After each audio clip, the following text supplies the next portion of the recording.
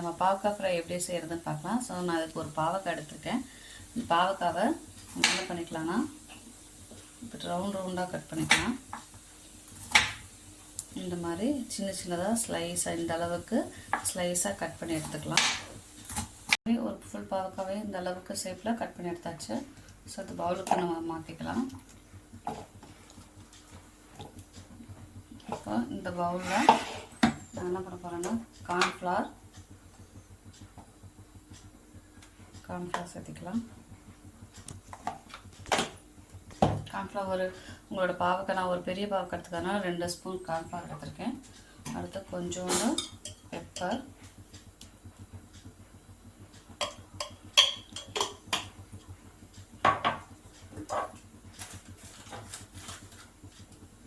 Kashmiri chilli powder கொஞ்சோண்டு,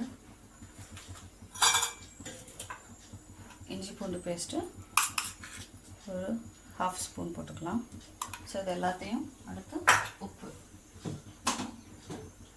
பாவக்காய்க்கு தேவையான அளவு உப்பு ஆட் பண்ணிக்கலாம். பண்ணிவிட்டு இதை நல்லா இப்போது மேரினேட் பண்ணி வச்சுக்கலாம். இதை நல்லா மிக்ஸ் பண்ணிவிட்டு ஒரு 1/2 அன் ஹவர் வச்சுக்கலாம், அந்த எசன்ஸ் உள்ள பாவக்காய் இறங்குற அளவுக்கு. ஹாய் ஃப்ரெண்ட்ஸ், இப்போ 1/2 அன் ஹவர் ஆயிடுச்சு. ஸோ இப்போ பார்த்தீங்கன்னா நல்லா ஊறி எடுத்துருச்சு. இப்போ நம்ம இதை வந்து ஃப்ரை பண்ணி எடுத்துக்கலாம். சிக்கன் 65 போடுற மாதிரி தான். இப்போ நான் அடுப்பில் எண்ணெய் வச்சு எண்ணெய் ஹீட் ஆகிடுச்சு. ஸோ இப்போ ஹீட் ஆனதும் நம்ம என்ன பண்ணிக்கலாம்னா இதை அப்படியே போட்டு எடுத்துக்கலாம்.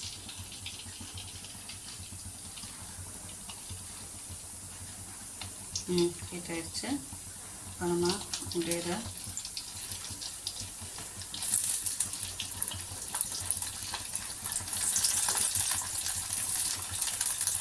இதை நம்ம டீப் ஃப்ரையும் பண்ணிக்கலாம், ஷாலோ ஃப்ரை பண்ணாலும் பண்ணிக்கலாம்.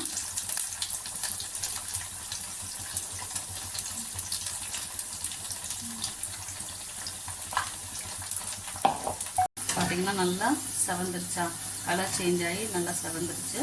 ஸோ இப்போ நம்ம இந்த ஸ்டேஜில் எடுத்துடலாம்.